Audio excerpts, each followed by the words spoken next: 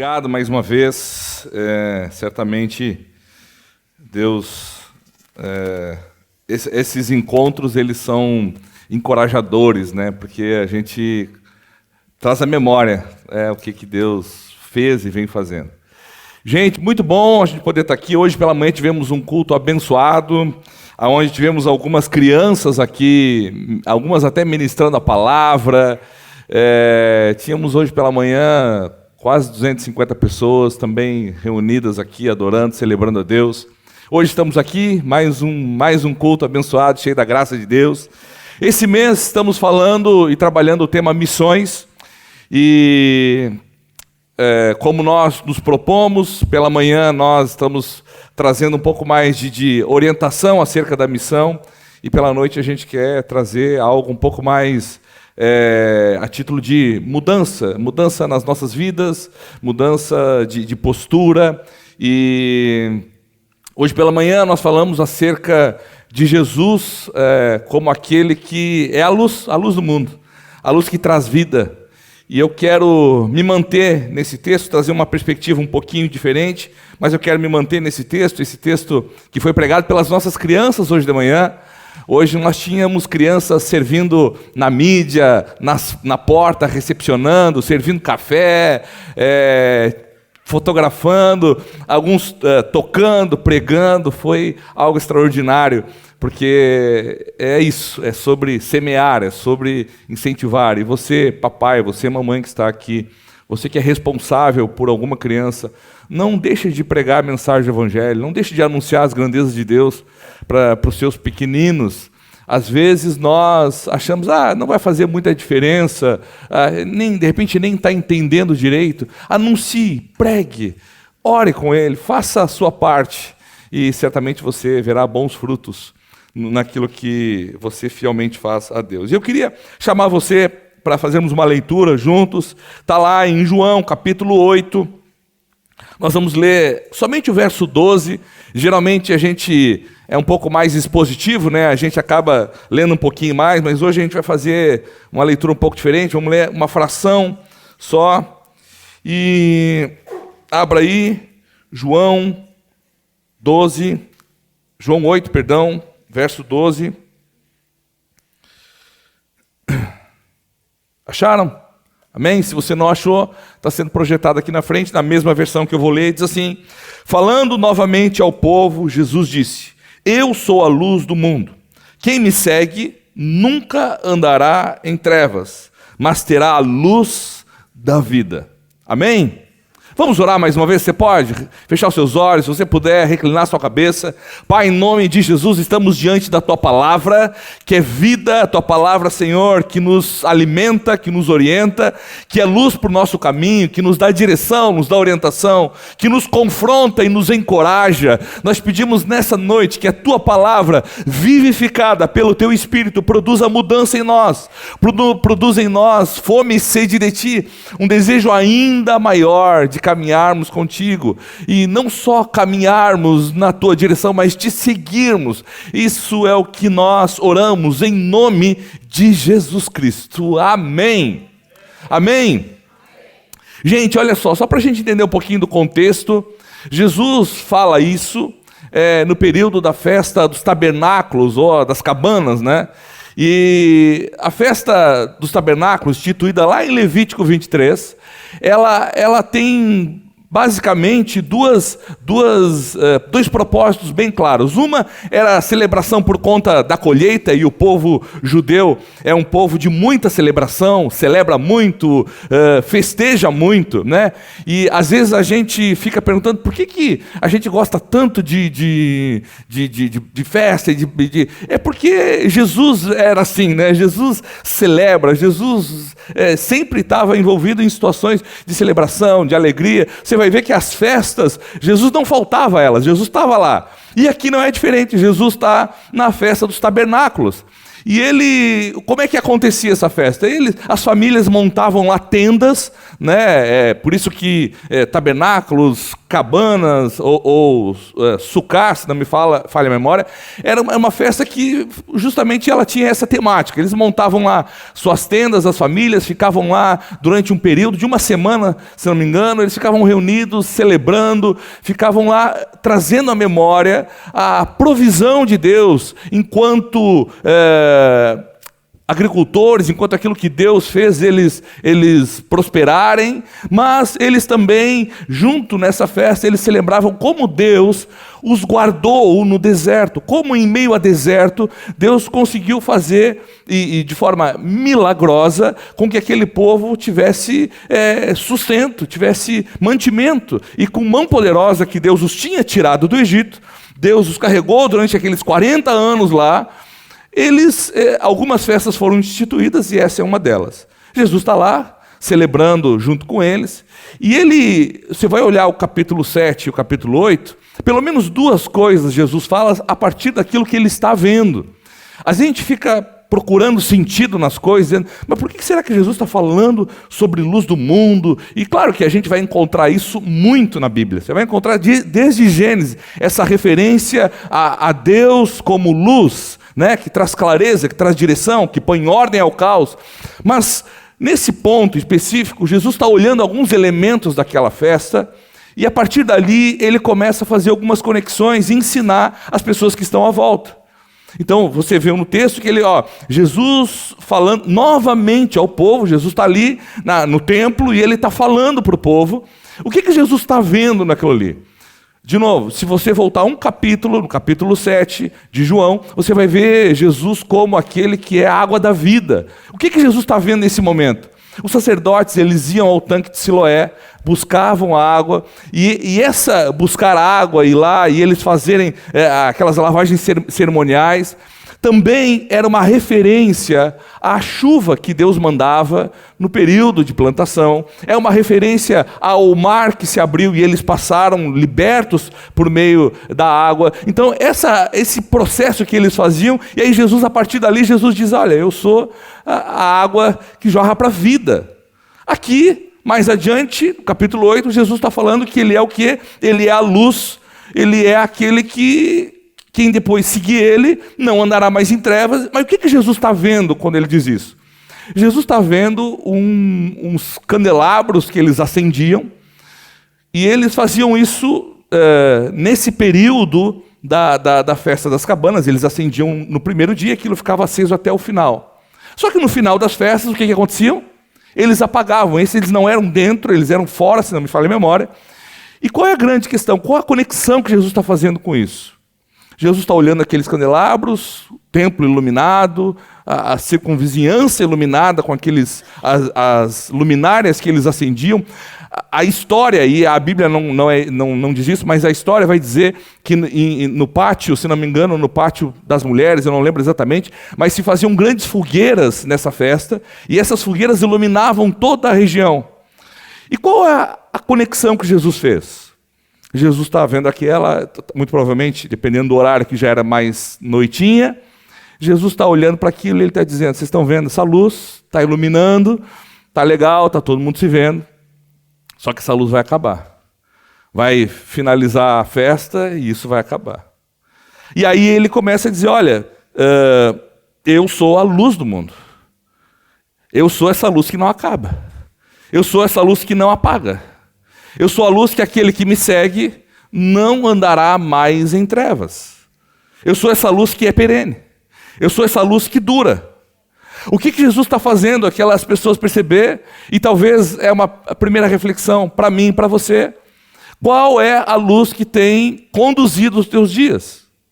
Porque a grande questão aqui, Jesus está olhando para a luz que não é essa luz plena, ele está olhando para uma luz que é postiça, que não é natural, que é feita, que é produzida. Talvez para alguns aqui nessa noite, o que tem iluminado o teu dia a dia é o teu intelecto, é o teu diploma, a tua capacidade cognitiva. Para outros é o teu recurso financeiro, a tua conta tem sido a sua luz. Tem sido o poste que tem iluminado a tua vida. Talvez para outros, estabilidade familiar. É a luz que te guia. Talvez para outros é a saúde. Não, eu estou bem. E aí essa é uma expressão que a gente ouve muito e às vezes até fala. E é perigoso para nós como crente falar isso. Estando bem de saúde, está tudo bom, né? É assim, não é? Quantas pessoas você já ouviu falar isso? Se está bem de saúde, está bom. Mas quantas pessoas muito bem de saúde vão perecer eternamente? Quantas pessoas vão para o inferno? E é difícil a gente falar assim, porque a gente não gosta de ouvir essas palavras, né? Como assim? Falar do inferno? Na igreja? Né? No domingo à noite? Onde amanhã de manhã eu tenho que levantar para trabalhar. O pastor traz uma mensagem um pouco mais leve. Mas a verdade é que às vezes nós vamos usando essas expressões e achamos que está tudo certo, mas às vezes para muita gente, a luz que ilumina ela, a luz que vai dando clareza para as direções dela, são coisas, são sintéticas, são produzidas. E aí Jesus está dizendo, olha, essa luz produzida, essa luz do candelabro, essa luz do candeeiro, essa luz do poste, essas luzes vão acabar. Se o que ilumina a tua vida, se o que te dá direção, se o que te orienta, são essas coisas postiças, elas acabam, elas se apagam, o dinheiro acaba, a saúde acaba, a beleza acaba, o vigor acaba, o intelecto é superado. E nós já estamos vendo isso de uma velocidade absurda, não é verdade? Cada vez mais a gente está ficando preguiçoso para pensar, não é? Graças ao ChatGPT, né? Misericórdia. Né? Mas a verdade é essa. O intelecto também vai sendo superado. Essas luzes que em algum momento elas serviram por um período de tempo, ainda que curto, serviram para nos conduzir, nos guiar, elas não duram. E aí Jesus está dizendo, olha, eu sou a luz que dura. Eu sou a luz que não se apaga. E não é qualquer luz. Essa luz, por exemplo, que está me iluminando aqui, ela está produzindo uma capacidade de você me enxergar. Mas, em contrapartida, atrás de mim, ela está produzindo uma sombra. A luz, essa luz que é não a luz de Deus, mas essa luz que é produzida, que talvez essa luz do intelecto, essa luz da saúde, ela vai deixar pontos cegos nas nossas vidas. Enquanto a luz que Jesus está propondo, essa que nós encontramos outras referências na palavra de Deus, que é como o sol do meio-dia, que é pleno, que não deixa sombra, que é essa luz que me ilumina de tal forma que eu consigo enxergar o meu irmão, eu consigo perceber os pecados deles, eu consigo perceber as mazelas, mas antes de perceber as mazelas do meu irmão, da congregação, do povo à minha volta, eu consigo me enxergar melhor, eu consigo ver a maldade que está em mim melhor. Eu consigo enxergar a dureza do meu coração, eu consigo enxergar os pecados que estão ocultos, e então, enxergando essas coisas, por conta dessa luz plena, eu consigo dizer, Senhor, tem misericórdia de mim, perdoa-me. Jesus está falando dessa clareza. Qual é a luz que conduz a sua vida? Pelo que você tem vivido? O que tem conduzido o teu caminho? Às vezes são essas coisas que são transitórias, essas luzes transitórias. Talvez o que faz você levantar amanhã de manhã é o boleto que você tem que pagar. E olha, parece que eu estou falando sobre uma vida que nos isenta de responsabilidades. Não, responsabilidades estão aí. Só que essas coisas não podem governar o nosso coração. As responsabilidades como cidadão, como homem, como mulher, elas precisam ser respeitadas, mas elas não podem governar o nosso coração. E aí Jesus está dizendo, olha, aquele que me segue, ele não vai mais andar em trevas. Quando a luz do intelecto apagar, eu serei a luz dele. Quando a grana faltar, eu continuarei conduzindo no meio da escassez. Quando a saúde faltar, eu continuarei sendo um Deus de vida ou de morte. Eu continuarei sendo Deus. Eu estava lendo a segunda carta do apóstolo Paulo a Timóteo, hoje pela manhã, e eu fico, cada vez que eu leio, eu sou impactado, porque Paulo está escrevendo, e aí talvez se você não saiba quem é Paulo, quem é Timóteo, deixa eu só situar você. Imagina Paulo, ele encontra Jesus, converte. Paulo era um perseguidor, um conhecedor da lei, um cara muito zeloso, mas ele só conheceu a lei, ele não tinha conhecido a graça do Senhor, não tinha conhecido o próprio Senhor, era alguém muito focado nos rituais, nas suas responsabilidades sociais.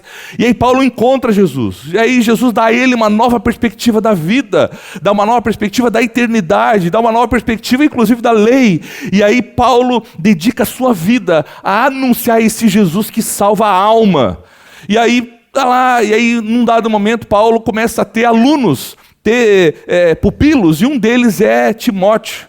E aí, segunda carta de Timóteo, Paulo está escrevendo já no fim da sua vida. E aí no capítulo 4, e eu lendo, eu imaginando Timóteo, imagina o seu mentor, o seu professor, quase um pai para Timóteo, ele lendo numa distância grande, ele lendo a carta e dizendo: olha, eu já estou sendo entregue como sacrifício, está chegando a hora da minha partida. E aí, olhando para aquilo, e eu lendo aquilo, eu fiquei imaginando como você consegue, em situações como essa, ainda assim, em meio a situações onde as notícias ruins começam a bater a porta, o que Timóteo está lendo, imagina numa congregação como essa, chega a carta do Paulo, Paulo é o cara que plantou a igreja, que começou com a gente, aí chega a carta dele, que legal, vamos ler, e aí começa a ler, quando ele chega no capítulo 4, ele começa a dizer: olha, mas eu já estou partindo, eu já fiz o que eu tinha que fazer. É natural que o coração de Timóteo comece a... E aí quase eu consigo imaginar, sabe, ele lendo a carta e as lágrimas correndo dos seus olhos. Mas o que é maravilhoso é quando você volta um pouquinho, que antes de Paulo dizer que está morrendo, Paulo diz para ele: cara, não deixa que as emoções controlem você. Continue anunciando essa verdade. Continue proclamando. Continue vivendo aquilo que você aprendeu de mim. A grande questão, quando eu olho para isso, eu vejo que um relacionamento de proximidade com Jesus, não é que Ele nos ensina a não sofrer, mas Ele nos ensina a sofrer da maneira certa. A questão não é que quando nós caminhamos debaixo da luz do Senhor, debaixo da proteção dEle, do cuidado dEle, da clareza que Ele propõe a nós, não é que a gente vai ficar isento de dores e sofrimentos, não é nada disso, isso é mentira. Porque a verdade do Evangelho vai dizer que nós enfrentaremos desafios, porém, nós enfrentaremos com um coração diferente, com uma postura diferente, com uma perspectiva diferente. Imagina você enfrentar um grande gigante, como a irmã mencionou aqui, mas enfrentar ele se vendo como um gafanhoto é uma coisa. Enfrentar ele sabendo que você não sabe como, mas a vitória é certa. Ele vai cair. É interessante. É isso que Deus produz em nós. Eu não sei se você já ouviu, eu estava escutando esses dias o testemunho daquele boxer George Foreman. Já ouviram ou não? Morreu acho que há pouco tempo, é isso? Ou estou falando bobagem? Se estiver falando bobagem, depois tu corta ali. Mas o George Foreman, ele depois da sua velhice lá, ele voltou a lutar para poder sustentar um abrigo de menores que ele tinha. Faltou recurso, surgiu uma possibilidade dele lutar. O vencedor ganhava 30 milhões e o perdedor ganhava 1 milhão. Teoricamente, né? O perdedor era ele pensou. Só que 1 milhão resolvia o problema dele. Ele disse: eu vou. Nem que seja para apanhar. Aí eu apanho, resolvo o problema do lar de menores, está tudo certo. Só que, diz que na noite anterior, a esposa dele teve um sonho. Ele disse: olha, Deus mostrou que você vai ganhar. E aí, eu imagino que ele deve ter pensado assim, tá, bom, vou ganhar, vou dar no primeiro round, Deus é tão poderoso, vou dar um míssil e vai acabar a conversa ali, né? Ele ganhou no 10º round. Apanhou a beça. Tomou um bocado de bufete. Mas ganhou. Às vezes a gente quer a vitória agora. Quer a resolução dos problemas hoje, nesse instante. A grande questão é que quando Jesus está dizendo, olha, eu sou a luz do mundo, vocês fiquem em paz, andando, me seguindo, vocês não mais vão andar em trevas. Ele não está dizendo, olha, vocês não vão ter problemas, mas vocês vão saber quem vocês estão enfrentando. Vocês vão ter clareza no desafio que vocês têm. Agora, outra coisa que é maravilhoso nesse texto, é que ele nos faz pensar o que é que está iluminando o nosso caminho, se são candeeiros, se são luzes externas, ou se de fato é Jesus. E essa é uma pergunta que você deve fazer com o auxílio do Espírito Santo de Deus. O que está conduzindo meu coração? O que é que se apagar agora na minha vida, eu perco o controle? Você já fez essa pergunta? O que agora, se Deus chegar e desligar o interruptor, qual área da sua vida que se Deus desligar o interruptor agora, você perde completamente o controle? Se você tem essa resposta, e se essa resposta não for Deus, muito provavelmente isso é a luz que tem iluminado o seu caminho. O que te coloca numa condição de risco. Porque Deus é eterno, o resto não. Amém? Mas outra coisa que eu acho maravilhoso é que Jesus está dizendo, olha, eu sou a luz do mundo, quem me segue nunca andará em trevas, mas terá a luz da vida. Quando Jesus está dizendo, quem me segue nunca andará em trevas, mas terá a luz da vida, a gente, mentalidade ocidental, a gente acha que seguir alguma coisa ocasional, pontual, que a gente faz de vez em quando. Talvez a gente não teria dificuldade aqui e todo mundo responderia, eu sigo Jesus. Se sair na rua agora ali e perguntar, grande parte das pessoas segue Jesus. Porque na nossa mentalidade ocidental, seguir Jesus é o quê? Eu vim no culto, no domingo. É ler a Bíblia ocasionalmente, fazer uma oração antes de dormir, orar pelo alimento. Quando a dificuldade vem, a gente reúne a família, eles vão dar a mão, vamos orar. Isso é seguir Jesus. Só que quando Jesus está falando quem me segue não andará em trevas, a mentalidade oriental de seguir é um pouco diferente da mentalidade ocidental. O que Jesus está falando não é um seguir ocasionalmente. Jesus tem como perspectiva, a escola rabínica lá, do contexto de onde ele vem, Jesus tem como perspectiva os talmidim, que é aqueles alunos, aqueles discípulos que andavam após o seu mestre, homens que literalmente mudavam a sua forma de vida. Não era um encontro semanal. Para nós, seguir alguém é muito parecido com um aluno. Você não mora na escola, mora? Você não mora com o professor, mora? A menos que você tenha sido casado com ele ou com ela, né? O pastor Zé mora com a professora, né? Tem uns que moram com os professores aí, né? Mas, via de regra, o aluno, ele não faz isso. Tem a hora para chegar e a hora para ir embora. É uma fração da vida. O que Jesus está propondo aqui não é uma fração da vida. O que Jesus está propondo aqui não é um encontro dominical. O que Jesus está propondo aqui não é alguma coisa sazonal, pontual, que acontece não. Jesus está propondo aqui uma caminhada após ele, diária. Jesus está propondo aqui literalmente, ele está falando sobre um convívio diário. Aprender com Jesus a partir de um convívio diário. Eu não aprendo com Jesus só porque eu venho na escola da Bíblia na terça-feira à noite. Mas ajuda? Claro que ajuda. Coopera com isso. Então esteja presente. Nessa terça começa os 10 mandamentos. Então venha às 20 horas. Amém? Fazendo aqui o merchan já. Mas é o suficiente? Não, não é o suficiente. Se você vir toda a escola da Bíblia, se você vir todo o culto de manhã e de noite, não garante você ser um discípulo. É muito mais do que isso. É convívio diário, intenso.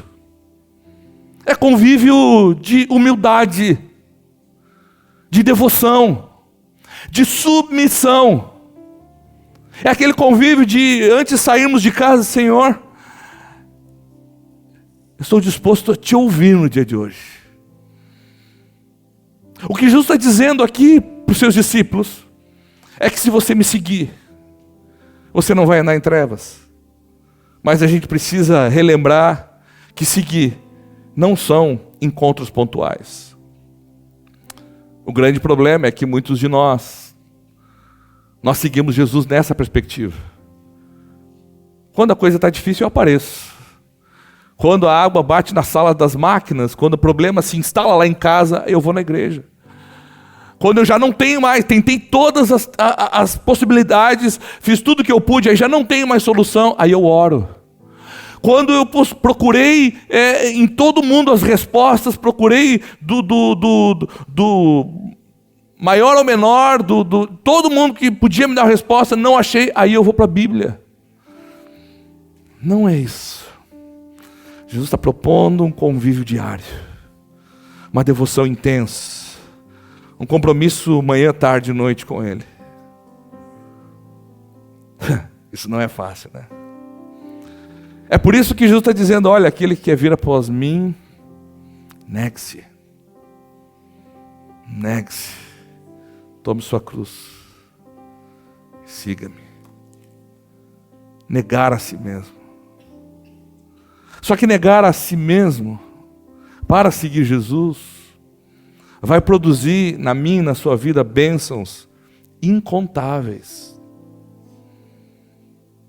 Vai produzir na minha e na sua vida a capacidade de assertiva em escolher caminhos.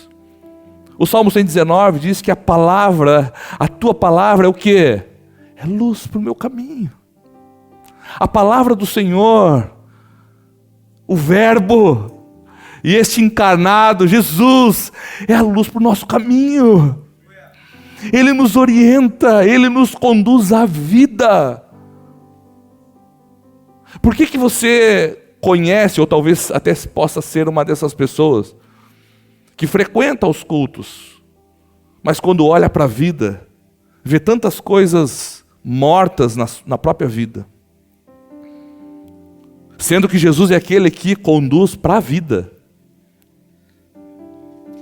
É porque muitas vezes nós conhecemos Jesus, admiramos Jesus, reconhecemos que Ele é sábio, mas nós não temos Ele como nosso Senhor.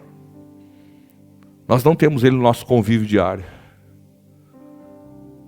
Talvez, se nós fôssemos fazer uma pesquisa com as crianças, não se preocupe, a gente não está fazendo isso, mas se a gente fosse fazer uma pesquisa com as crianças e dizer para ela, olha, um pedido que você quer para o seu papai e para a sua mamãe, talvez muitas crianças diriam que meu papai e que a minha mamãe fosse o mesmo em casa que são na igreja. Porque é assim. Às vezes nesses encontros, a gente veste uma roupa de crente, uma fala de crente, escolhe a maior Bíblia, embaixo do braço, imposta a voz. Só que Jesus não se convence com essas coisas. Jesus não cai nessa conversa da gente. Hoje pela manhã, creio que movido pelo Espírito, eu falei algo e eu quero ousar fazer à noite a mesma coisa. Eu imagino que num grupo como esse, nós tenhamos muitos que seguem de fato Jesus. Graças a Deus por isso. Mas eu creio que num grupo como esse, nós temos muitos prosélitos. Sabe o que é um prosélito? É alguém que converteu uma religião. Alguém que olhou para um arcabouço de ritos e regras e disse: é joia, mal não faz, não vou fazer. Eu desconfio que num grupo como esse tem um monte de gente aqui que ama a religião, que ama ser evangélico, mas que ainda não está conseguindo viver pelo evangelho. E aí Jesus está dizendo: olha, para você não andar mais em trevas, você precisa me seguir. E para me seguir, não é esse encontro dominical que a gente tem, não é essa leitura da Bíblia que você faz no domingo, é muito mais do que isso. É ser confundido comigo. Eu citei os talmidins, ou talmid, sei lá, nem sei como é que pronuncia isso, mas esses caras, eles eram percebidos na sociedade dos hebreus, porque geralmente eles andavam cobertos de pó. Sabe por que eles andavam cobertos de pó? Porque eles andavam tão perto dos seus mestres, que a poeira dos pés dos mestres deles, que levantava, ia cobrindo eles. Eles tinham tomado uma decisão: eu não vou perder nada do que ele está fazendo. A gente às vezes não toma essa decisão com Jesus. Sabe essa coisa animada, de dizer: eu não quero perder nada do que Jesus está fazendo na minha vida, eu quero estar atento a tudo que Ele está fazendo. Essa vida de celebrar as coisas que Deus está fazendo, às vezes a gente não presta atenção nisso. A gente reserva momentos como esse para cultuar. É essa filosofia pós-moderna que a gente está conhecendo agora, isso está cada vez mais forte, isso tomou grande proporção, né, no ensinamento dos coaches, que é aquela ideia de você ter o tripé saudável, né? Mente saudável, corpo saudável e a alma saudável. E aí você cuida do corpo, vai na academia, trabalha seu intelecto ali, lendo bons livros, assistindo boas palestras e frequenta uma igreja para resolver a tua alma. Você já ouviu isso? Você assiste qualquer palestra de coach aí, os caras vão bater nessa tecla. Só que o que está acontecendo quando isso vai se tornando verdade? Eu não estou falando mal contra treinadores, não. É importante eles existirem. Só que quem prega o evangelho tem outra perspectiva, tá? Mas tudo bem. Qual é o problema de você olhar da mesma forma como você cuida do seu corpo, você cuidar da sua vida de fé? É porque aquilo está numa prateleira de possibilidades que você vai conseguir joquear, vai conseguir remanejar como bem te agradar. Quando na verdade o que Jesus está dizendo é: não existe a possibilidade de você andar na luz se não me seguir. E me seguir não são encontros casuais, não são encontros pontuais. Me seguir é convívio diário, é entrega diária, é negar a si mesmo todos os dias. Me seguir é me conhecer, é me diferenciar no meio da multidão, é discernir a minha voz em meio a tantas vozes anunciadas hoje. É isso que Jesus está dizendo. E se eu fizer uma pergunta assim: quem quer andar em trevas? Ninguém vai levantar a mão, porque nenhum de nós quer andar às cegas, nenhum de nós quer andar perdido, não é verdade? Agora o problema é que a gente não percebe que para não andar perdido, para não andar tateando, nós precisamos seguir Jesus. Quantas pessoas estão aí frustradas, inclusive frustradas com Deus, porque estão pedindo para o Senhor: Senhor, me dá um caminho, me dá uma direção, fala comigo, me orienta, me dá uma luz, não é? Às vezes a pessoa fala: me dá uma luz, Senhor, me aponta a direção, e aí a pessoa está lá desesperada clamando isso, e Jesus: não, tranquilo, é só você me seguir. Não, eu não quero seguir, eu só quero o caminho. Eu só quero que o Senhor me entregue um mapa na mão e eu sigo minha jornada sozinha para cá e o Senhor segue para lá. É tolice. Jesus quer conduzir você a lugares de descanso, sim. A Bíblia diz que Ele é o bom pastor.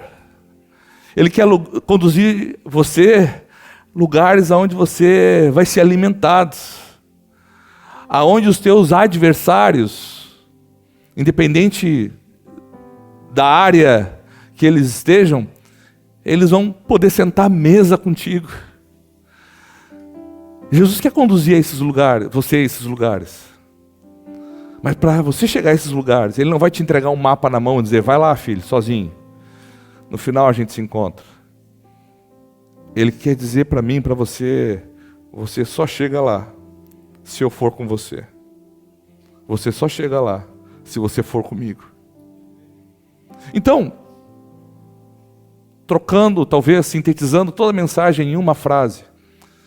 Se você não está disposto a seguir Jesus, nesses termos de Jesus, você vai continuar andando em trevas. Pastor, mas eu estou vindo nos domingos. Eu até separo uma parte do meu dinheiro para dar de oferta na igreja.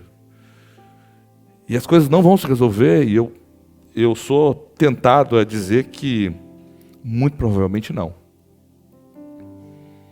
Muito provavelmente não. Porque Ele está nos convidando a segui-lo. Amém? A gente talvez não perceba outras coisas que estão nesse texto, mas ainda assim, quando Jesus está lá dizendo, e Ele começa a fala dizendo, eu sou a luz do mundo. Jesus está começando a conversar com aquele povo que está ouvindo Ele, dizendo, porque Ele está usando uma expressão que é de Deus. O eu sou é uma expressão que cabe perfeitamente e somente em Deus. E aí Jesus está dizendo, eu sou a luz do mundo. Muito provavelmente para quem estava ouvindo naquele contexto todo, a pessoa já começou a se escandalizar, dizendo, como assim ele está usando isso? Como é que ele está falando dessa forma? Mas o que Jesus está ensinando? Que se você me seguir, aquilo que o eu sou traz, a confiança que o eu sou dá, você vai encontrar em mim, comigo. Porque eu vou te conduzir a Ele. A grande questão, irmãos, é que a gente se conforma com participar de uma religião. Às vezes a gente está morrendo de sede, à beira da fonte. E eu quero desafiar você a viver coisas maiores e melhores. Eu quero desafiar você, no bom sentido da expressão, não como afronta, mas como um convite, a você dar um passo ainda para mais perto de Jesus. Não adianta a gente só dizer que acredita nele.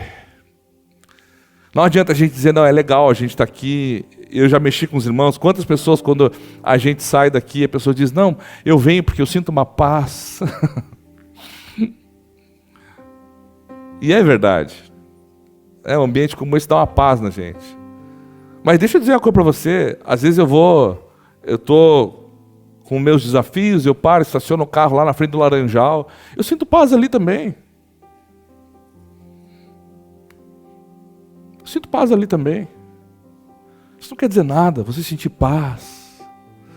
A paz que Jesus dá, ela não é em ambientes assim com uma musiquinha de fundo, um pastor com fala mansa que nem eu. A paz que Jesus dá é quando, como diz o ditado, o couro está comendo. A luta está chegando. É como o apóstolo, é como Timóteo lendo a carta e dizendo, olha, o nosso mestre ali, o nosso professor, o Paulo está morrendo. Mas a gente vai trazer à memória tudo que ele ensinou. A nossa jornada continua, o nosso desafio continua. A grande questão é que às vezes nós nos conformamos com paliativos, com luzes postiças, coisas que iluminam durante um tempo, mas que logo se esvaem, se acabam. O convite para mim e para você nessa noite é que sejamos orientados por aquele que nos conduz. Em meio a mais densas trevas, Ele nos conduz com clareza. Em meio aos maiores desafios, Ele nos conduz com clareza. Pastor, como eu desfruto disso? Segue Ele. Como é que eu sigo Ele? Seja todo dia voltado para Ele. Faça com que o seu dia seja repleto dele. Pastor, como é que eu faço com que o meu dia seja repleto dele? Leia a sua palavra, relacione com pessoas que amam Jesus, participe da igreja, sirva, aprenda dele, ore. Como é que ora, pastor? Como é que eu oro? Você vai orar a Deus, em nome de Jesus. Você vai apresentar para Deus os teus anseios. E você vai fazer isso em nome de Jesus. Pastor, por que está ensinando isso? Porque grande parte dessa igreja aqui à noite, por exemplo, são pessoas que estão nos visitando. E talvez tenham essa pergunta: como é que eu oro? A Bíblia diz que você tem uma forma interessante de fazer isso. Quando você vai olhar lá para Mateus, o Evangelho de Mateus, ali Jesus ensina um modelo de oração. Tem princípios ali que são muito interessantes. A ideia que Jesus está nos dando ali não é você pegar e orar exatamente aquilo que Ele está nos ensinando ali. A ideia que Ele está nos dando é que aqueles elementos precisam estar contidos em uma oração. O que precisa estar contido em uma oração?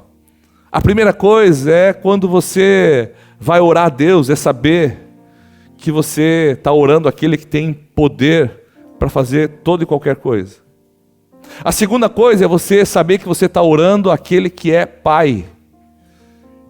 Você não está orando para um patrão, você não está pedindo alguma coisa para um chefe, para um presidente.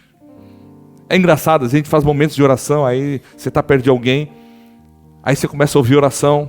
Eu não faço isso, irmãos, tá? Mas já ouvi falar que fazem, tá?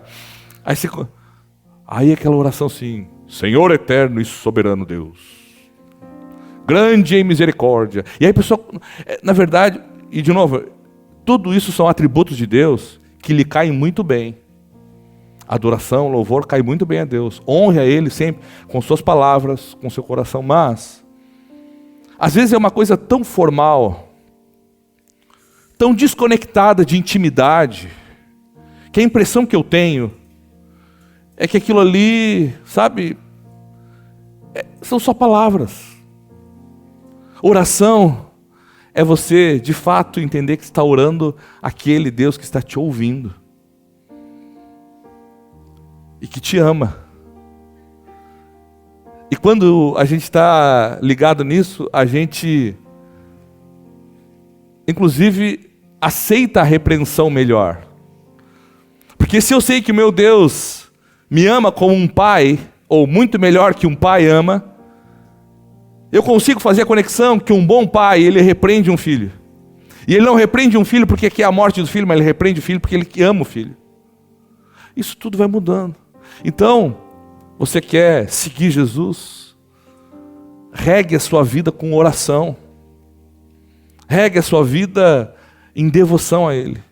Regue a sua vida com leitura da palavra. Pastor, mas eu não entendo. Eu abro a Bíblia, eu não consigo entender essas coisas que estão aí dentro. Peça ajuda. Tem pessoas aqui que estão procurando oportunidade para servir. Tem pessoas nessa noite que ficam se perguntando: Deus, o que eu posso fazer para ser relevante? E tem outras pessoas que estão lá, de repente, no seu quarto, dizendo: Senhor, eu não entendo nada que eu estou lendo aqui. Me socorre. Basta vocês erguerem as mãos e dizer: olha, eu quero ajudar. E outra: eu quero ser ajudado. Ok, está feito. Amém? Se você está vivendo esse dilema aí, o que eu posso fazer para servir? Apresente-se. Tem pessoas que precisam ser orientadas e ajudadas. Eu quero encerrar convidando você a refletir. O que tem conduzido os teus caminhos? Eu volto àquela pergunta lá atrás. O que é que, se hoje Deus desligasse, deixaria você em trevas, em escuridão, perdido? O que é? Como eu falei, se a resposta não for o próprio Deus, você precisa reavaliar a sua jornada. Essa é a verdade, irmãos. Se você está aqui nessa noite, e o que tem iluminado os teus caminhos são coisas externas, a grana, saúde, a beleza, a família. Essas coisas são ruins? Sim ou não? Não. São dádivas de Deus, bênçãos. Mas elas, nos lugares errados, elas produzem um resultado disfuncional. A coisa não funciona bem. Se a sua saúde ela estiver no lugar errado de prioridade, ela não funciona bem. Sabe por quê? Se a sua saúde for a prioridade, você vai passar por cima dos outros para cuidar da sua saúde.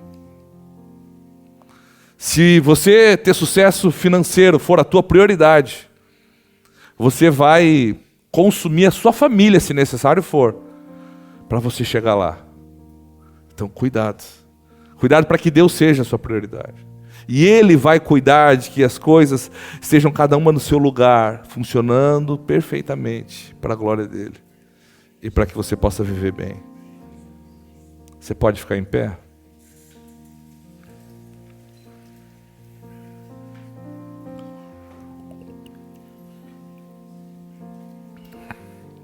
Você pode colocar a mão no seu coração nessa hora?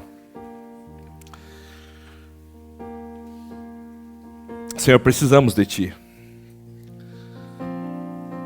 Precisamos que o Senhor ilumine as nossas vidas, de fato. A Tua palavra diz que o povo caminhava em trevas. Esse povo que caminhava em trevas viu uma grande luz.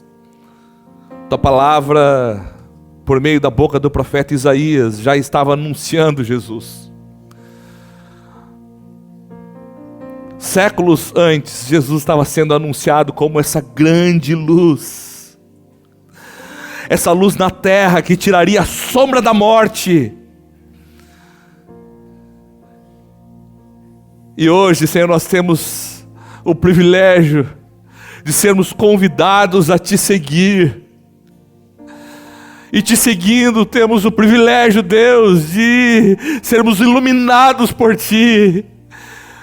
Termos clareza nos nossos caminhos, sermos conduzidos por Ti. Pai, nessa noite, não há um convite a uma religião.